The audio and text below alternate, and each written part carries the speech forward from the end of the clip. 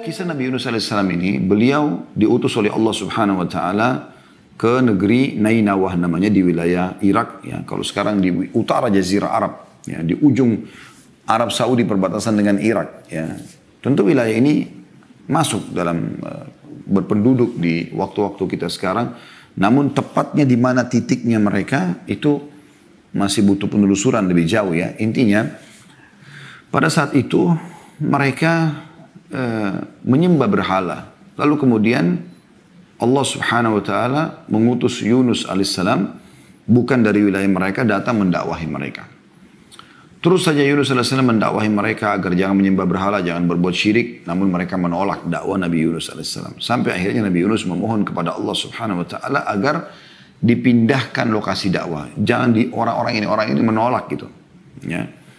Kemudian mengancam mereka sambil mengatakan kalau kalian tidak meninggalkan penyembahan berhala ini dan tidak beriman kepada Allah SWT akan datang siksaan Allah dalam 3 hari ini.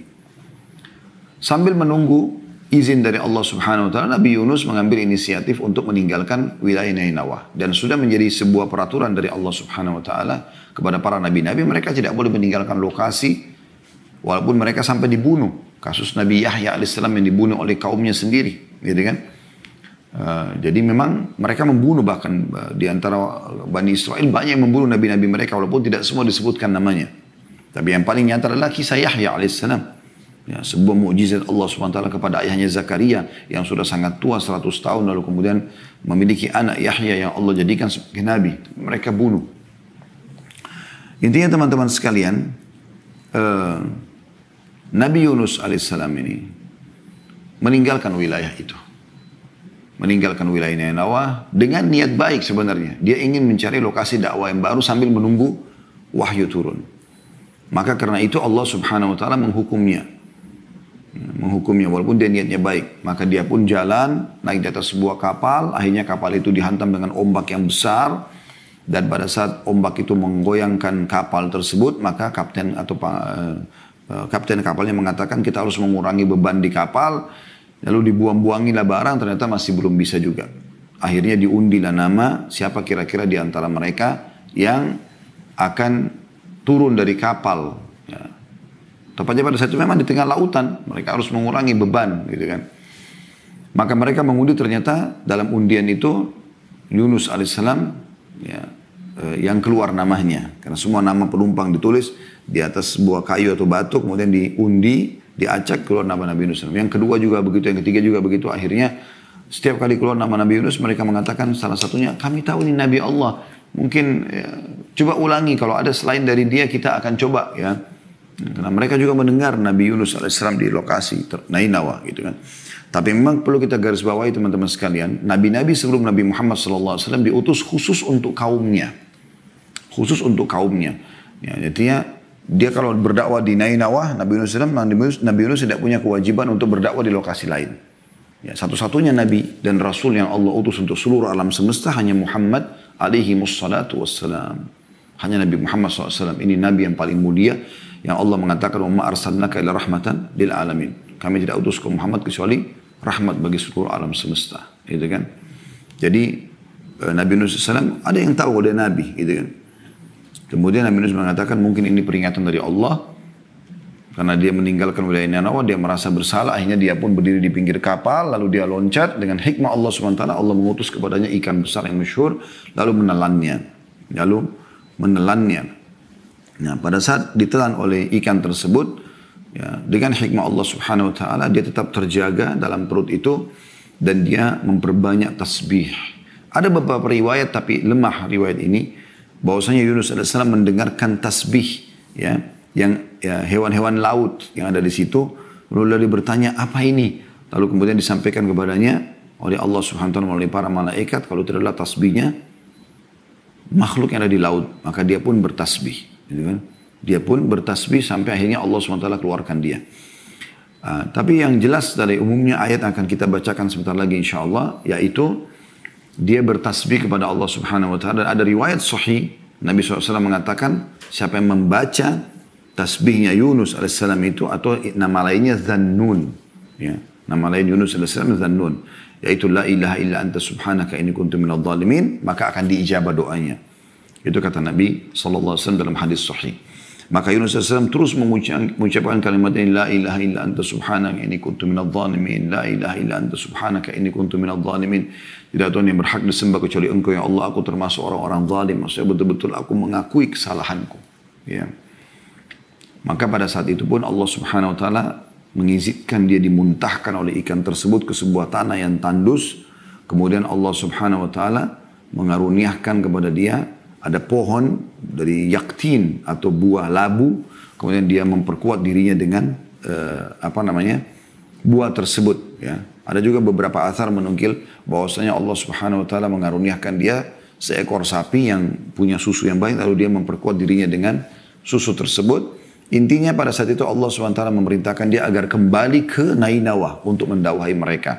Ya, dan disebutkan di situ dalam ayat Quran yang akan kita baca insyaallah jumlah mereka 100.000 atau lebih dari 100.000 warga atau masyarakat ya. Dan pada saat Nabi Yunus SAW meninggalkan, sementara Allah Subhanahu wa taala memberikan didikan kepada nabinya yang mulia ini, Yunus AS, maka penduduk Nainawa di dalam hari-hari Nabi Yunus pergi itu, mereka kedatangan siksa Allah Subhanahu wa taala, dalam arti kata sudah ada tanda-tanda langit gelap, hujan turun segala macam. Dan akhirnya sampai subhanallah mereka taubat. Pada saat mereka lagi kocar kacir, ya, mereka lagi mau melarikan diri, maka kepala suku mereka menenangkan dan akhirnya mengajak semuanya untuk bertaubat.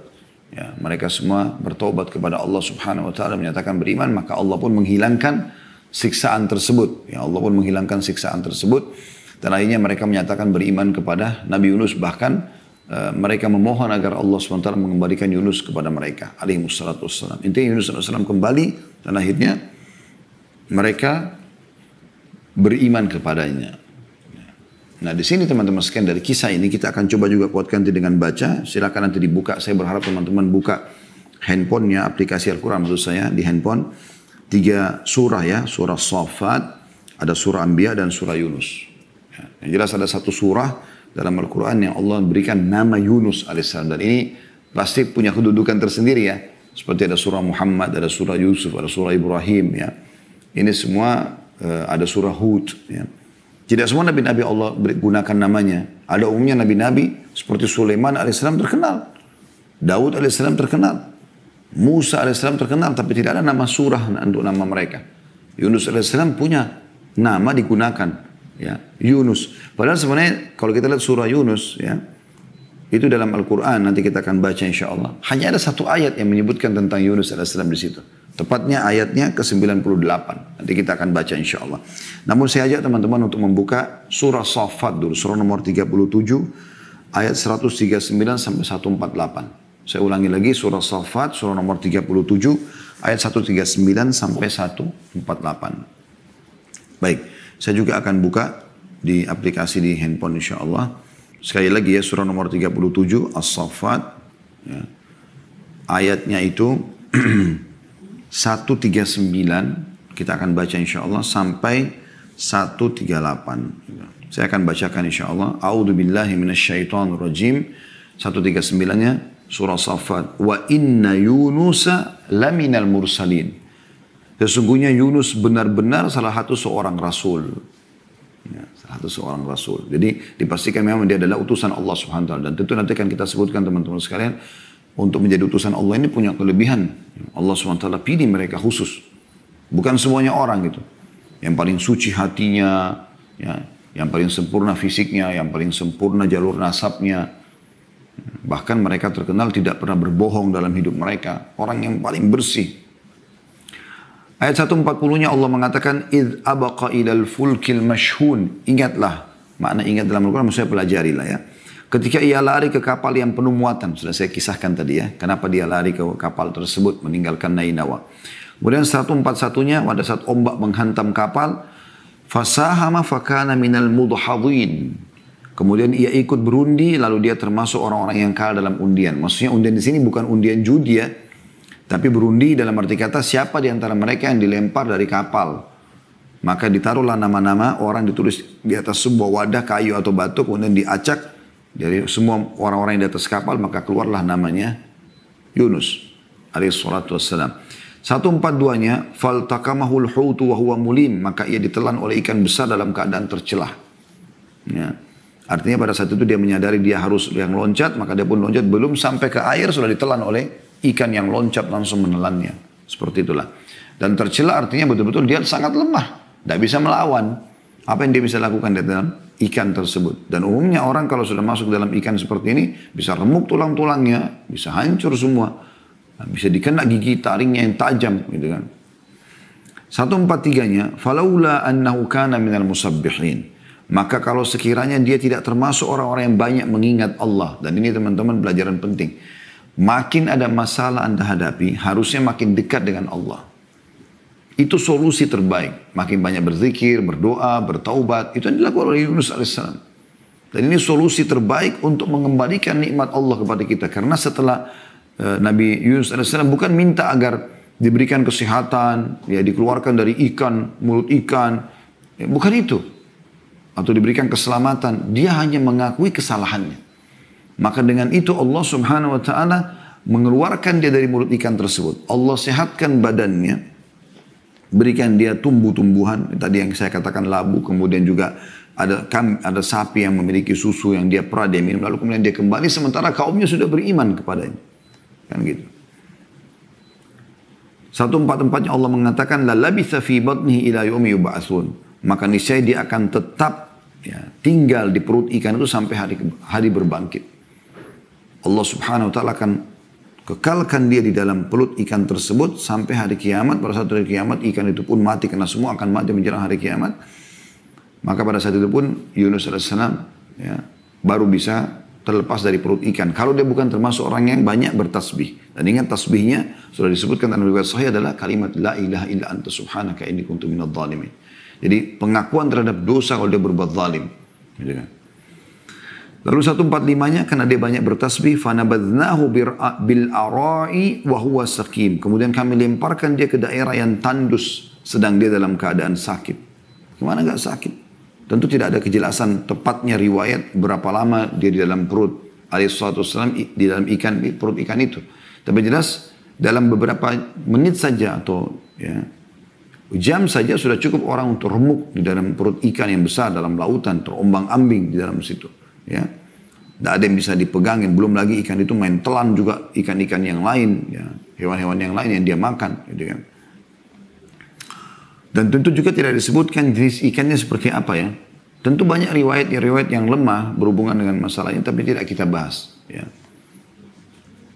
Kemudian 146-nya, wa ambatna alaihi syajaratan min yaqtin. Lalu kami tumbuhkan pada saat kami lemparkan dia dari mulut ikan di tanah tandus tadi di padang pasir itu, dan kami tumbuhkan untuk dia sebatang pohon dari jenis labu. Ya, dan ini sudah saya jelaskan di tema kita, teman-teman bisa ikuti insya Allah di playlist YouTube ada Corona dan solusinya dalam Islam.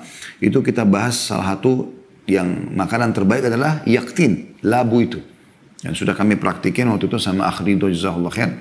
Chef kami yang ada di Resto Ajwad itu untuk membuatkan ada jus labu, ya ada sup labu. Dan itu sangat bagus, diambil daripada hikmah kejadian ini tentunya.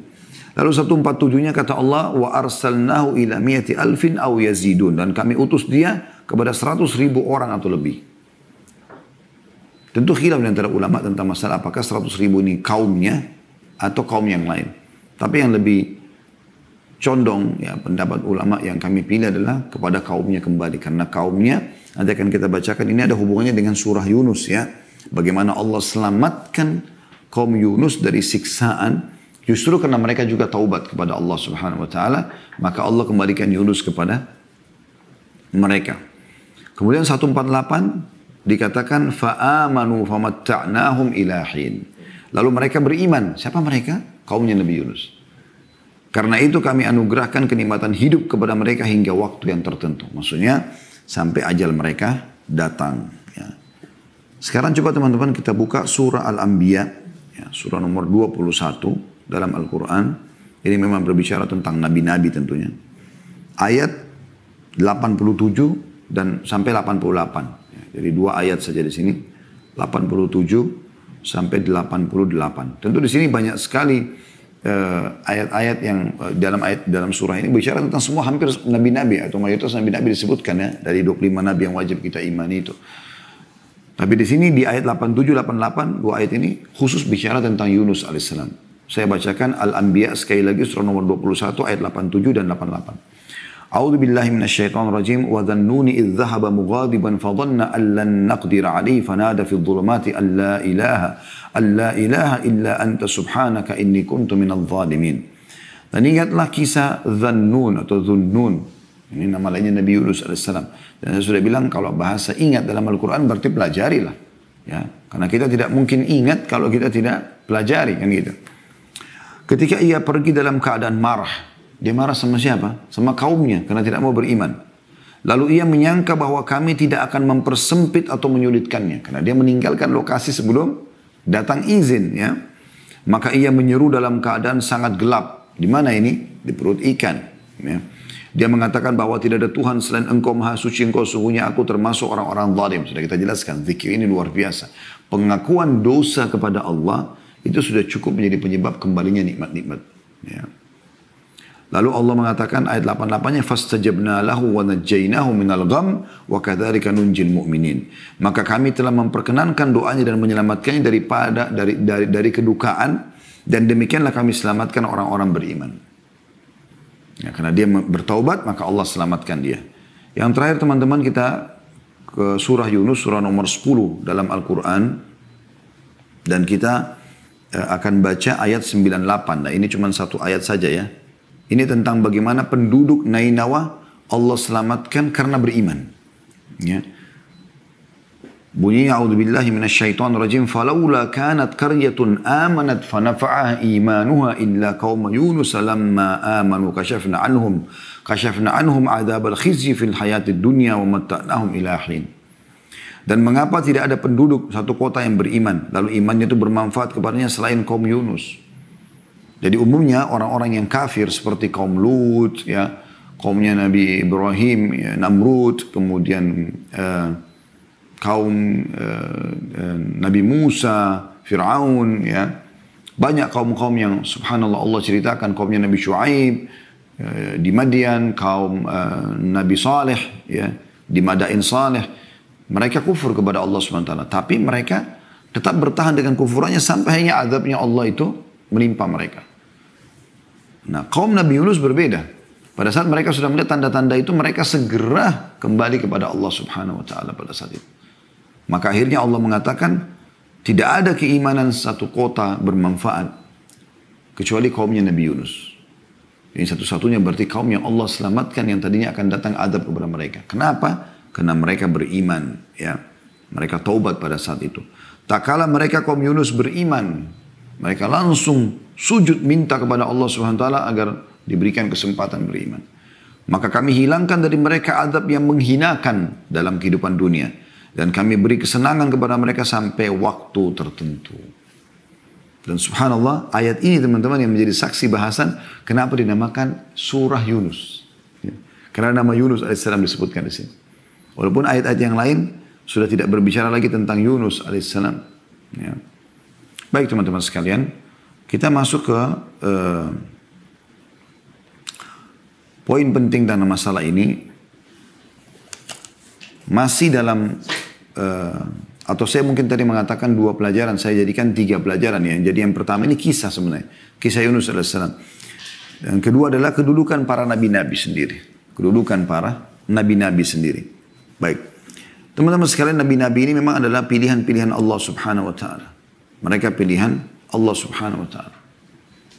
Mereka memang orang-orang yang terpilih dan keistimewaannya luar biasa gitu. Luar biasa keistimewaan mereka. Ya. Di antara yang bisa kami simpulkan dari keistimewaannya para nabi-nabi itu. Yang pertama, kalau ada yang mau catat tentu silahkan. Ya. Allah Subhanahu wa taala memilih para rasul dan nabi yang memiliki fisik dan paras wajah lebih daripada manusia biasa. Dan Allah Subhanahu wa taala telah menggambarkan tentang kisah Yusuf alaihissalam, bagaimana dalam surah Yusuf, ya, Allah SWT menggambarkan bagaimana para wanita Mesir tertarik pada dia dengan ketampanannya sampai akhirnya memotong jari-jari mereka dan tidak sadar kalau sedang dipotong, yang dipotong adalah jari mereka. Anda bisa kembali kepada surah Yusuf.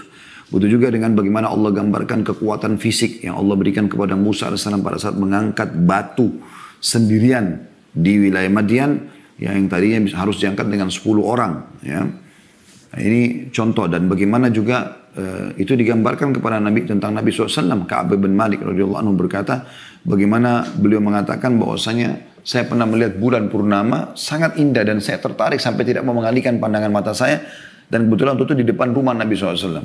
Kemudian tiba-tiba terdengar suara pintu rumah Nabi SAW, saya pun mengarahkan wajah saya ke rumah Nabi, ternyata Nabi lagi keluar SAW, dan beliau baru selesai mandi menyisir rambutnya dengan rapi, maka saya temukan Nabi lebih indah daripada bulan itu. Ya. Bagaimana juga Ali bin Abi Thalib mengatakan kalau kami sedang mengalami tekanan dalam peperangan, medan perang, maka kami semua berlindung di belakang Nabi SAW. Jadi Allah berikan kelebihan mereka. Juga Allah Subhanahu Wa Taala itu bisa kita bahasakan. Yang pertama ya, Allah berikan kelebihan fisik dan juga paras wajah ya. Yang kedua, Allah mengaruniakan mereka akhlak yang mulia. Ya. Jadi para nabi-nabi ini terjaga semuanya dari akhlak-akhlak yang buruk. Ya. Anda bisa kembali ke kajian sirah nabawi kami sudah sebutkan itu.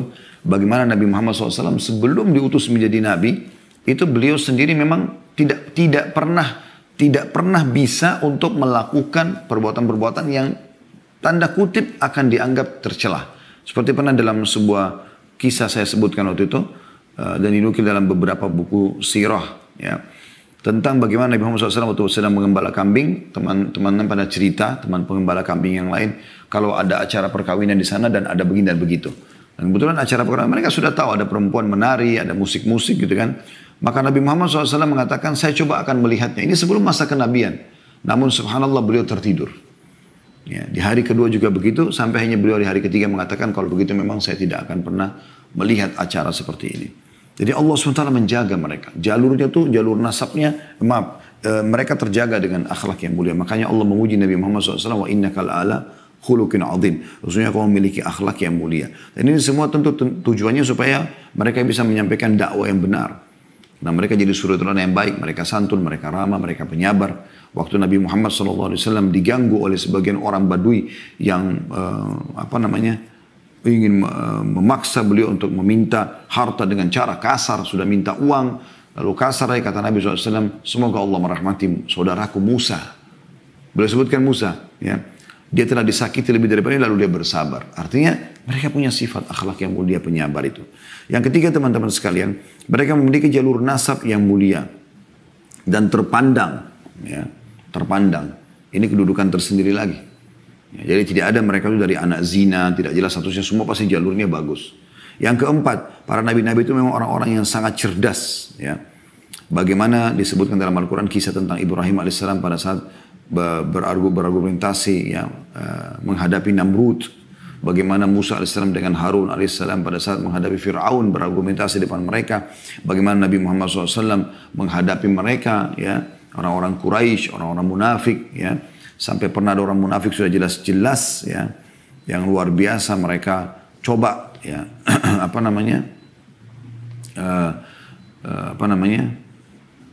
coba untuk menjelek-jelekkan Nabi SAW dan para sahabat. Ada Umar bin Khattab, ada Khalid bin Walid pernah menghunuskan pedang sambil mengatakan, ya Rasulullah izinkan saya menebas lehernya orang munafik ini. Maka kata Nabi SAW, jangan, nanti apa yang akan dikatakan orang Muhammad membunuh teman-temannya. Jadi beliau punya retorika yang luar biasa dalam menghadapi orang-orang seperti ini. Yang kelima teman-teman sekalian, para nabi-nabi diberikan wahyu dan tidak diberikan kepada manusia biasa. Nah, ini keutamaan tersendiri, ya. Yang keenam, mereka terjaga dari semua dosa-dosa. Ya. Kemudian yang ketujuh, pada saat tertidur, hati mereka tetap terjaga. Berbeda dengan manusia biasa, kalau tidur maka mereka sudah melupakan yang lain. Ya. Makanya Nabi SAW mengatakan tidak ada seorang Nabi pun yang mau meninggal kecuali Allah tawarkan kepada dia. Apakah dia ingin dipanjangkan umurnya, termasuk beliau SAW. Ya. Pada saat beliau mau wafat, dinukil dalam beberapa riwayat yang sahih, kalau beliau ditawarkan untuk dipanjangkan umur sampai menjelang hari kiamat sambil memimpin dunia, atau beliau memilih untuk kembali kepada Allah Subhanahu wa taala, maka beliau mengucapkan bari rafiqul a'la sambil menuju ke langit. Maksudnya dia lebih memilih untuk kembali kepada Tuhannya sallallahu alaihi wa ala alihi wasallam. Yang kedelapan, pada saat nyawa mereka mau dicabut, maka Allah berikan pilihan. Ini keutamaan tersendiri tentunya ya. Sudah saya ceritakan tadi. Yang kesembilan, jasad mereka tidak dimakan oleh tanah, tidak hancur. Kemudian yang kesepuluh, mereka mewariskan ya, ilmu. Dan mereka tidak mewariskan harta. Makanya Nabi SAW mengatakan, al-ulama warathul anbiya. Sesungguhnya para ulama pewarisnya para nabi. La yuwarithu dinar wala dirham. Dan para nabi-nabi tidak pernah mewariskan dirham dan dinar. Wa innama warathul ilm. Tapi mereka mewariskan ilmu. Wa man akhadha bihadzin wafir. Siapa yang berhasil mengambil ilmu dari para nabi itu, maka dia telah mendapatkan banyak sekali keberuntungan dalam hidup. Kemudian juga kelebihan yang lain yang saya lupa tadi, mungkin 10 atau 11 ya, dimakamkan di tempat mereka wafat. Makanya Nabi SAW mengatakan, ya, tidak ada setiap nabi-nabi yang meninggal maka akan diwafatkan di tempat mereka meninggal. Makanya Nabi SAW dikubur di kamar Aisyah karena meninggal di situ. Alaihi salatu wassalam. Kemudian juga yang ke-12 ya mungkin ini. Para nabi-nabi dan rasul khusus dari kalangan laki-laki, tidak ada perempuan. Semua laki-laki. Kemudian yang ke-13 adalah mereka adalah orang-orang yang merdeka dan bukan budak. Jadi tidak ada mantan budak segala macam. Kalau ulama ada. Atha bin Abi Rabah ya, itu dari mantan budak. Bahkan para sahabat Nabi ada. Seperti Salman Al-Farisi, Bilal bin Rabah, Suhaib Ar-Rumi. Ini semua dulu bekas-bekas budak, tapi hanya mereka merdeka gitu kan. Tapi para nabi-nabi tidak ada seperti itu. Yang ke-14, doa para nabi diijabah oleh Allah Subhanahu wa taala. Ya. Jadi doa-doa mereka mustajab. Maka Nabi SAW mengatakan semua nabi-nabi punya doa pamungkas. Dan aku simpan doaku itu untuk umatku di hari kiamat nanti. Ini luar biasa gitu kan. Oleh karena itu Nabi SAW punya kedudukan yang sangat tinggi gitu. Juga ditambahkan oleh para ulama tentang masalah mungkin yang ke-15 ya. Para nabi-nabi tidak mimpi basah. Maksudnya tidak pernah mimpi junub. Ya. Karena ini berasal dari syaitan umumnya. Ya. Dan siapapun yang mimpi nabi, maka dan mimpi-mimpi mereka semua benar. Kalau nabi mimpi berarti benar. Bukan seperti kita digoda oleh syaitan. Seperti contoh Nabi Ibrahim AS pada saat mimpi menyembelih anaknya Ismail dalam Al-Quran diceritakan. Itu mimpi benar. Dan Allah mengatakan, qad saddaqtar ru'ya. Hai Ibrahim, kau telah mempercayai mimpi itu. Bagaimana Yusuf AS di kecilnya mimpi melihat matahari, bulan, bintang sujud kepadanya. Dan itu benar. Ya.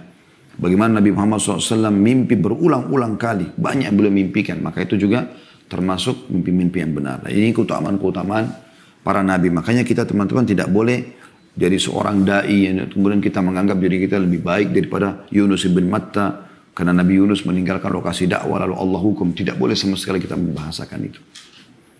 Baik, kita tutup teman-teman dengan faedah yang ketiga, yaitu pentingnya tawadhu.